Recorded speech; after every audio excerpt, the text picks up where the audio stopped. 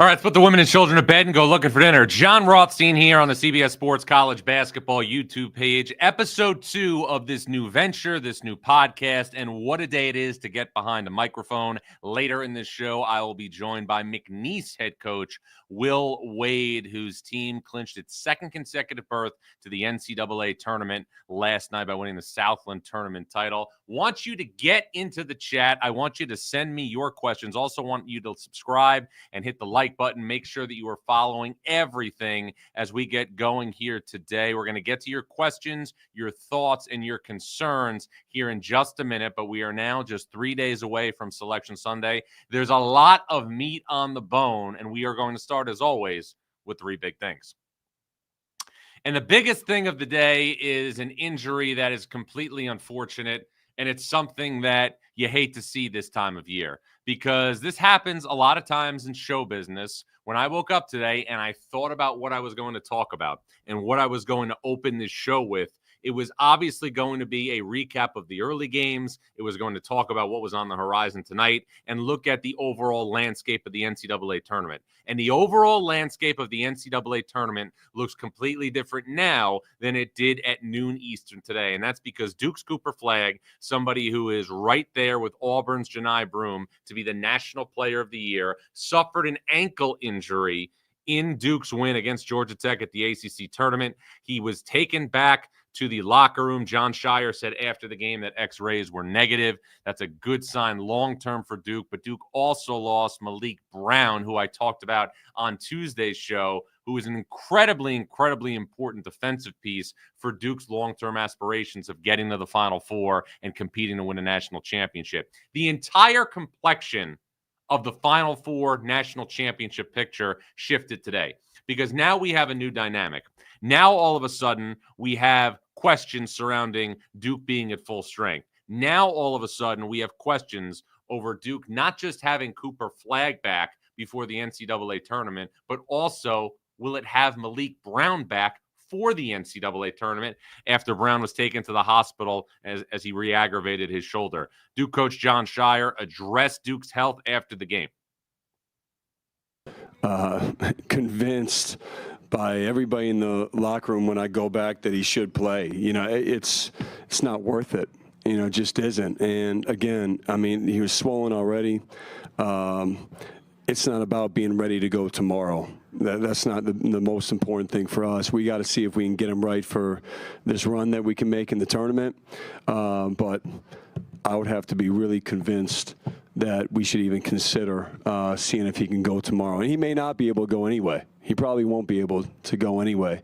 But I think it's a real long shot, So there you have Jon Scheyer after the game on Cooper Flagg. Now, I remember years ago, I was doing an event at the Final Four with Denny Crum, Bob Huggins, I believe. I think it was 2008 in San Antonio. And we were talking about, you know, what it takes to win a national championship. Denny Crum obviously won in 1986. Louisville beat Duke 72-69, Purvis Ellison. But I remember Denny Crum told me this. He said, to win a national championship, you have to be a little lucky, but you also can't be unlucky. And we have seen, unfortunately, throughout history, this time of year, major injuries set back teams that have a chance to win a national championship. Now, I'm knocking on wood right now that Cooper Flagg just has an ankle sprain. Even if he doesn't play this week, he will be able to play in the NCAA tournament. But I think back to 2000, 25 years ago, when Bob Huggins in Cincinnati had the best team in the country and lost Kenyon Martin to a broken leg in the Conference USA tournament. I think back to 2023. UCLA finished the season 27-4. UCLA, in its last regular season game, lost Jalen Clark, the National Defensive Player of the Year, to a torn Achilles, and then also lost Adem Bona, the Pac-12 Freshman of the Year, and its starting center, to a shoulder injury. To win a national championship, you have to be a little lucky. You also can't be unlucky. Duke is very unlucky right now, because it's not just Cooper Flagg. And if you talk to coaches, if you talk to Duke staff, they know the importance of Maliq Brown defensively for this team in the long term. Again, I said it on Tuesday. Think what Emil Jefferson was for the Blue Devils in 2015 when they won a national title with Tyus Jones, Justice Winslow, Jahlil Okafor. And now when you look big picture, and I talked about this a lot on Tuesday, about we don't have a great team in college basketball. We don't just not have a great team in college basketball. We have vulnerability among number one seeds. Auburn has lost 2 straight games. Duke lost an incredibly versatile defensive piece in Maliq Brown, and also now is concerned about the long-term health of Cooper Flagg. Now, I want to say this. Conference tournaments don't matter in the long term. Nobody remembers who wins a conference tournament. Now, if you're an automatic qualifier and you are not going to be in the field and you are a bid stealer, that's a different type of story. But I want to point out right now that the only thing that matters is what happens in the NCAA tournament. 2 years ago, Purdue won the Big Ten regular season title, won the Big Ten tournament title, lost to Fairleigh Dickinson in the biggest upset in the history of college basketball. Nobody remembers what happened before that game. Nobody. I don't want to hear about it. And now we have 2 teams, Auburn and Duke, who were better than the rest the entire season, looking very, very vulnerable. And if you're John Shire and you're Duke, I would not be concerned with the ACC tournament. I would not be concerned with this week. In fact, if you're a 1 seed and you feel like you can beat a 16 seed without Cooper Flagg, which you should, I would sit him personally until the round of 32, where you know you have to have him. But the dynamic right now surrounding the top teams in college basketball is very, very wobbly, and it only makes the NCAA tournament that much more crazy. Now, how does Duke's dynamic affect what happened earlier today? There were a couple of results that stood out. Because now Duke is in a situation where it's wobbly and it's limping into Friday's ACC tournament semifinals, now North Carolina, a team that beat Wake Forest after Duke played today in the ACC tournament, has a little bit of a more manageable path to the championship game of the ACC tournament. Now, the Tar Heels, as of today, were my first team out of the bracket. I am not switching that yet, but it's only just after 5 o'clock Eastern time. And I will obviously post my bracket projections each and every day for the next 3 days at 9 a.m. Eastern on my Twitter account and also on collegehoopstoday.net. But North Carolina was my first team out. Boise State was my last team in. But now the Tar Heels, and the selection committee will look at this, have a vulnerable Duke team in the ACC tournament semifinals. That may not help North Carolina in terms of its at-large chances, but there is a significantly better chance of North Carolina winning the ACC tournament if it plays Duke without Cooper Flagg and Maliq Brown. And now all of a sudden, if you're Carolina, you're just 2 wins away from getting the AQ and not worrying about sweating it out on Selection Sunday. The door has opened for North Carolina and R.J. Davis and Hubert Davis and Ian Jackson and Seth Trimble and all those guys to be a bid stealer out of the ACC. And for the ACC, for a conference that has been chastised, for a conference that for the majority of the year was only tracking to putting 3 teams into the NCAA tournament, you have a dynamic, an interesting dynamic, where you can have a scenario where 4 teams could be in the NCAA tournament if you get a bid stealer. Again, I want to remind you to subscribe right now. This is Jon Rothstein, episode 2 on the CBS Sports College Basketball YouTube page. This is a new venture between myself and CBS Sports. Want you to make sure you're sending questions in the chat as we continue to dissect, digest, and offer some perspective. And don't forget to smash that subscribe button. Now, North Carolina did itself a major solid by beating Wake Forest and advancing in the ACC tournament. Xavier did not.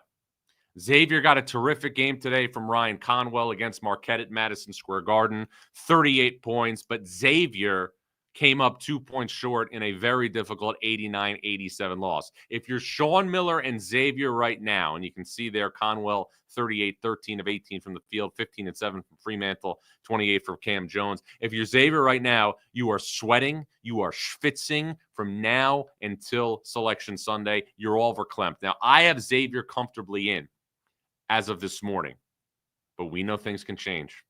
We know bid stealers can emerge. We know Colorado State is out there in the Mountain West. We know that now North Carolina potentially could steal a bid out of the ACC. The hardest thing about being a bubble team, in my opinion, at this time of year, is you have a situation where you lose control of your own destiny, and that's exactly what happened with a team like Xavier, who has played good enough to make the NCAA tournament. Xavier looks like an NCAA tournament team. And if you look at the resume, it's clean. There's no quad 3 or 4 losses. There's a home win against UConn. There's a road win against Marquette. There's a home win against Creighton. But Xavier can't play anymore. Xavier does not have a chip to play with like other bubble teams. Now, we have seen other bubble teams over the last day or so play their way out of the field. Ohio State loses to an Iowa team last night at the Big Ten tournament that lost Owen Freeman, one of its best players, about a month ago. We saw Indiana today lose to Oregon. I still have the Hoosiers safely in the field.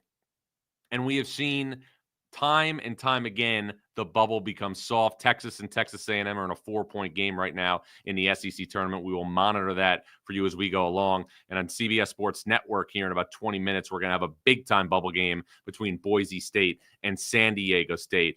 But it brings me back to something that I've talked about now for a while. You know, we have a scenario where people, and I saw that this was, trending or, going through social media here a couple of minutes ago, a couple hours ago, are still talking about expanding the NCAA tournament. Look at right now what we're dealing with the softness of the bubble. These teams can't even play their way in.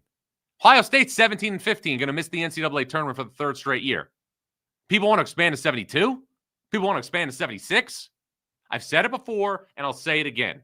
Jeff Goldblum said in the film The Lost World, 1997, that taking dinosaurs off this island was the worst idea in a long, sad history of bad ideas. Expanding the NCAA tournament would be much, much worse. It's really hard to get 68 teams in to begin with. Really, really hard. Now, a bubble team that didn't win today, because it's comfortably in the bracket, and I want to just make another case about them because I talked about them for a while on Tuesday, and I'm going to talk about them again now, is Oregon. Oregon very quietly has won 8 games in a row. Oregon very quietly has found its footing in the Big Ten. And Oregon very quietly, to me, looks like a second weekend team. I have seen this movie before. I've been covering Dana Altman now for almost 20 years. He's somebody who always finds a way to align the Rubik's Cube. I'm looking at Oregon's team.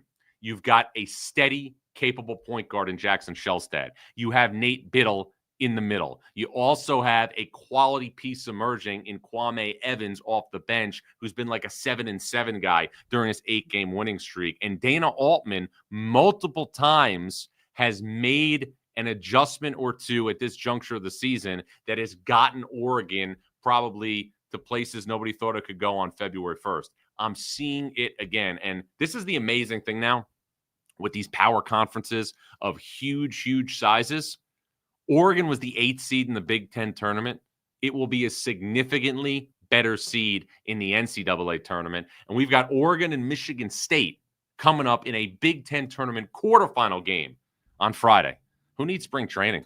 Who needs NFL free agency? I talked to somebody who was in my building today, and they were saying, yeah, we're really excited. We're going to Paris tomorrow. The people who are going to Paris 2 days before Selection Sunday and are excited about it, and the people who aren't locked into right now what's going on in the bubble scene are not the people I want in my life. With all due respect to my neighbors, just remember, just because they live near you doesn't mean you have to be friends with them. We're going to get to your social media questions here in just a minute. I'm at Jon Rothstein on Twitter. That's Jon Rothstein, John, Jon. And also hit us in the YouTube chat. Also, McNeese's Will Wade is going to join us later in the show. Remember, this is Marsh.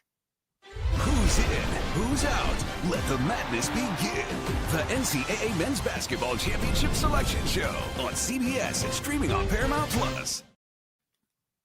Okay, let's get into the chat right now. Again, send me your questions. Want to hear what everybody is getting into. David Aaron wants to know, John, what do you think about North Carolina after their win over Wake Forest? Well, I'll say this, David. I will probably only feel comfortable based on what's going on around the country, putting North Carolina cemented in my bracket after the Tar Heels win the ACC tournament. Because I still think Boise has more quality wins right now, and that's really the ultimate thing. You have to beat people to go to the NCAA tournament. And remember, as of today, North Carolina has won a single quad one victory. That's it. UCLA in the CBS Sports Classic, a game that UCLA gave away. Next question. Let's see what we got. This is Xander Cruz, and he says, Jon, Maliq Brown will be done. Flagg will be back for the tournament. I don't want to speculate on injuries, but I'm very concerned about the long-term health of Maliq Brown. And I know, talking to that Duke staff, how much they valued Maliq Brown as a small ball 5 defensively. And as I said in the opening segment, now all of a sudden, the ceiling for Duke doesn't seem as high. Now all of a sudden, we see a different dynamic potentially for the Blue Devils.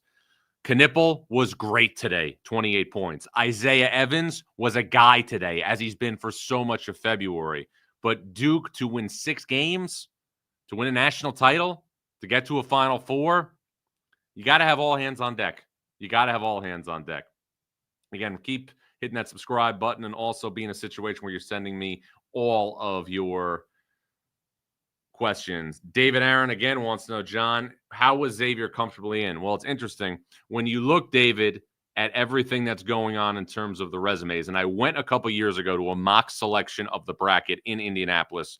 Thank my bosses here at CBS for that. It was an awesome experience. You realize that people look at things with blind resumes. Now, what do I mean by that? There will be, in the NCAA Tournament Selection Committee room, blind resumes for the last team's end. So you'll see a resume here and you'll see a resume there, and you'll look at all the credentials. Great wins, bad losses, strength of schedule, road wins, all those things.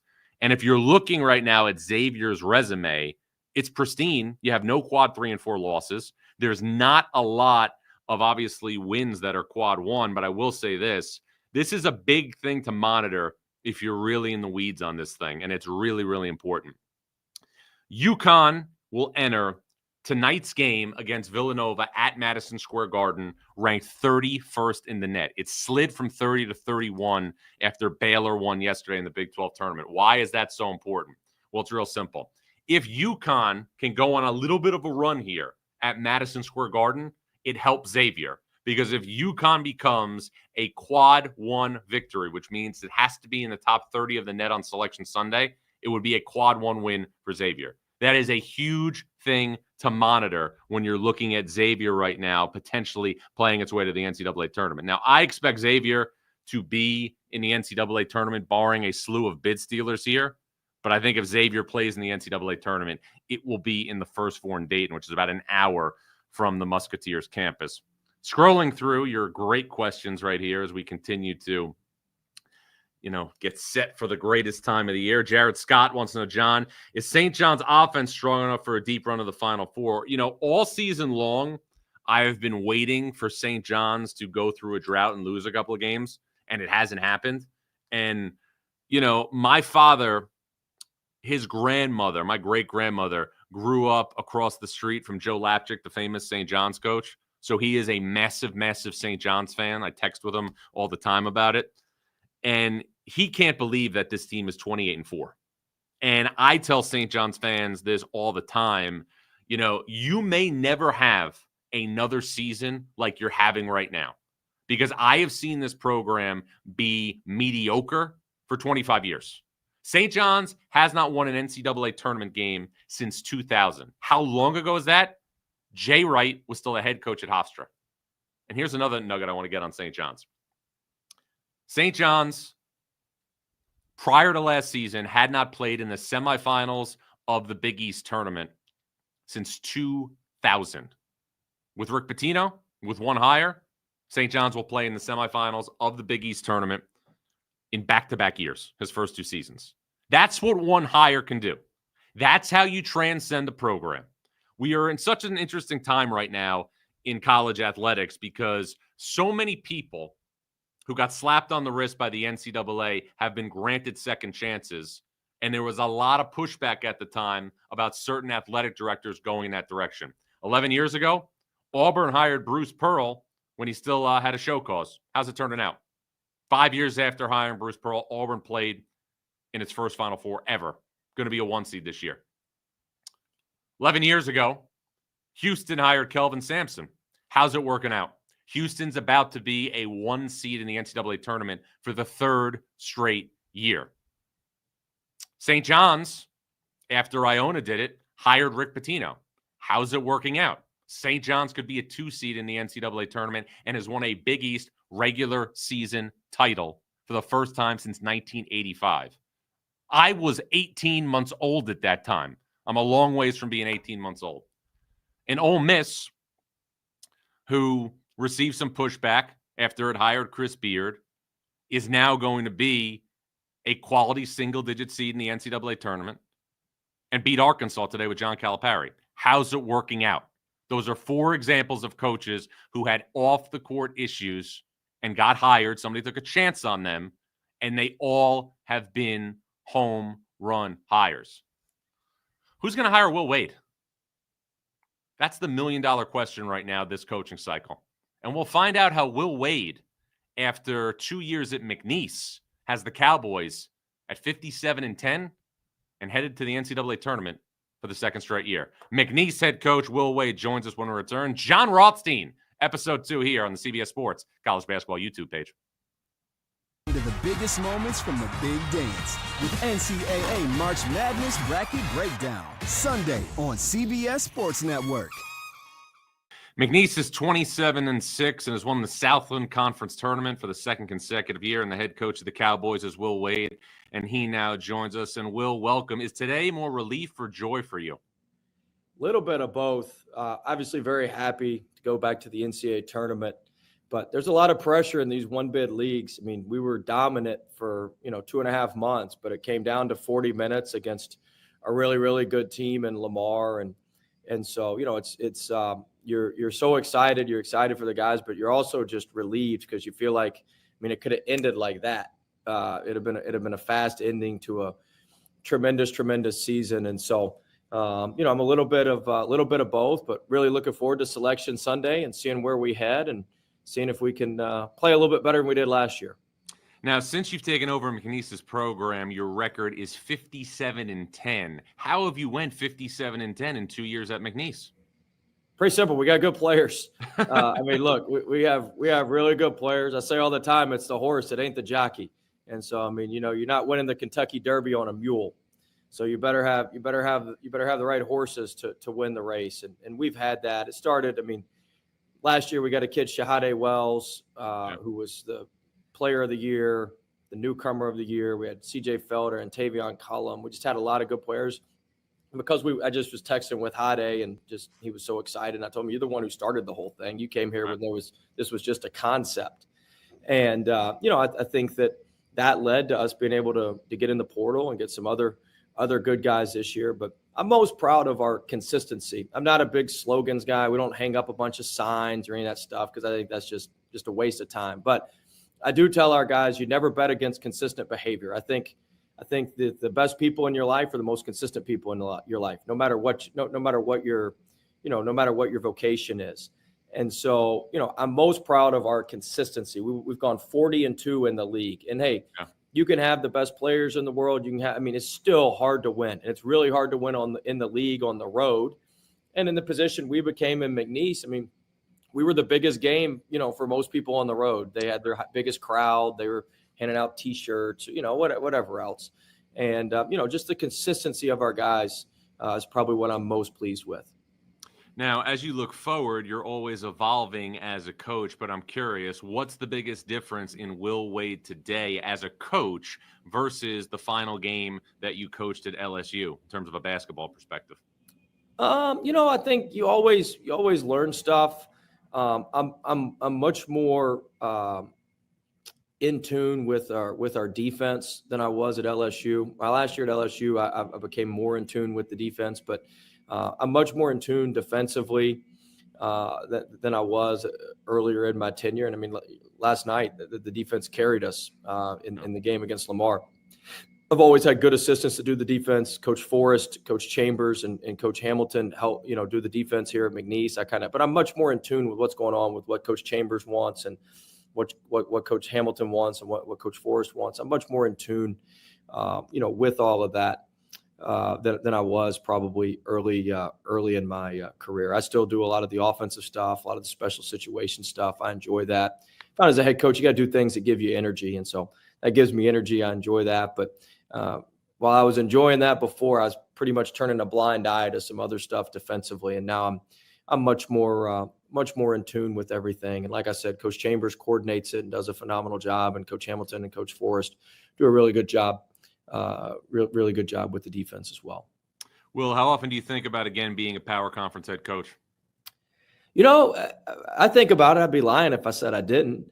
But I think it's important to stay in the moment. I always say the bigger the game, the narrower the focus. And so the more stuff that's going on, you got to focus in on what the main thing is. The main thing is right now is, trying to continue to make history at McNeese. We've made a ton of history the last 2 years, and seeing if we can win a game in the NCAA tournament. See if we could get a good draw and pull out a win and see where that takes us. But I'd be remiss if I didn't think about it. Certainly I think about it, but it's really important to make sure you go to the right spot. I've moved around a lot. My daughter's in second grade. I have more things to take into account now. I've got my staff with families. In the past I've had young staffs. I've been young. I was married. I didn't have a kid. You know how that is with a kid now. Yeah. I don't want to keep moving my daughter around. So I want the next move, whether it's this year, whether it's next year, whether it's 5 years from now, I want it to be the right move and somewhere that we can stay for a while and somewhere that we can compete at the highest echelon of the sport. Will, over the last 10 or 15 years, we have seen different coaches battle some off the court issues and then get rehired, and the programs they took over took off. Bruce Pearl at Auburn, Kelvin Sampson at Houston, Rick Pitino at St. John's, Chris Beard at Ole Miss. When you look at what those guys have done, do you look at it and say, you know what, if I get another opportunity, I could do the same thing? Yeah, certainly. I'm not as good a coach as those other four, but it shows that there's a path back. I think everybody likes a redemption story. I think everybody likes somebody that can get up off the mat and find their way back. And those are certainly four really, really good examples. And if I could do half as well as those guys do when I get back, then I think that would be good. But it certainly shows there's a path forward. There's a way forward, and I'm very, very fortunate. But I want to be clear. I'm not in some rush to leave McNeese, and McNeese saved my career. They're one of the few schools that would have hired me when it looks brilliant now, but at the time, my athletic director, my president, they took a ton of flack. Yeah. And it was no sure bet that this was going to go like this. And, they took a ton of flack. And so, they whatever happens, I love this place. I love the people. I love the area. And they've done more for me than I could ever do for them. And hopefully us having some success is paid back a little bit, but I still owe quite a bit. Now, wherever you coach, one major requisite to having a great program is having great managers. And one of your managers at McNeese, Amir Khan, has become an internet sensation. So right now, take us behind the curtain. Who is Amir Khan? He's incredible. His dad is a doctor in town. So his dad was actually on the court after the game when we were celebrating last night. I said, how's it feel to have a famous son, more famous than anybody in the town? And he was laughing. But he's a phenomenal kid, phenomenal young man. He's getting his degree in sports management at McNeese. He wants to go into athletics, and certainly we're going to help him start his career. But you got to understand, I was a manager at college. I was a manager at Clemson, but at Clemson, I was getting a partial scholarship to be a manager. Right. These kids get nothing. They get absolutely nothing. They're in there working. Last year, Amir and two of his friends, Landry and TJ, were managers last year. TJ since graduated. We picked up Mitch and Jordan, and Forbes has been there both years. But, last year I gave them courtside tickets to a Pelicans game to thank them. That was the best I could, that's the best we could do for them. Just, hey, thanks for all your hard work. Thanks for everything you've done. Here's some tickets to the Pels. We appreciate everything those guys do. Our players love Amir. He's always funny. He's quick-witted. He's always got something to come back, and he knows everything about everything in sports. And so he's got an eclectic group of teams that he follows. He's a huge, obviously, McNeese fan. He loves he may be the only person in Louisiana that's a DePaul Blue Demons basketball fan. His dad had like WGN when they grew up, and like DePaul was on TV. So his dad's like made him this DePaul fan. And so he's, he talks to us about DePaul basketball nonstop. He may know as much about DePaul as you do. But he's a phenomenal kid. And it's been great just to see him get the recognition, and the way he shared it with the managers and the team, and how excited our team is for him is really, really cool. Well, let's look ahead right now to Selection Sunday. What's the biggest difference in this McNeese team versus the one that played Gonzaga in the round of 64 a year ago? Hopefully we won't play Gonzaga. Look, it's all about matchups. A 12 seed, statistically speaking, has a 1 in 3 chance to win. Last year was just a terrible matchup. We need a team. We're not huge. We've got really athletic front court players, but we're not big. And our defense forces a lot of turnovers. Gonzaga was like the perfect storm for us. They were huge, and they played 2 point guards together that didn't turn the ball over. Right. You're gonna torch us every time. Even last night we gave up 20 offensive rebounds and still won. It's hard to do, but we need a team. It's more about the matchup for us. We need a team that has 1 or 2 of those characteristics. 1 or 2 meaning they're not very big, or they turn the ball over a lot. Or in a utopic world, we'd have a team that's not very big and turns the ball over a lot. Now, the reality is there's not many of those that are going to be a 4 or 5 seed in the NCAA tournament. They wouldn't be a 4 or 5 seed if they had those characteristics. So we're really looking for one of those that we can take advantage of. And if we get that, hey, we'll see what happens. Well, Will, congratulations on all your success. It's been a lot of fun to cover. Safe travels wherever you go and wherever you're seated on Sunday. And as always, look forward to staying connected along the way. Thank you so much. Thanks for having me on. You got it. McNeese head coach Will Wade. Remember, this is March.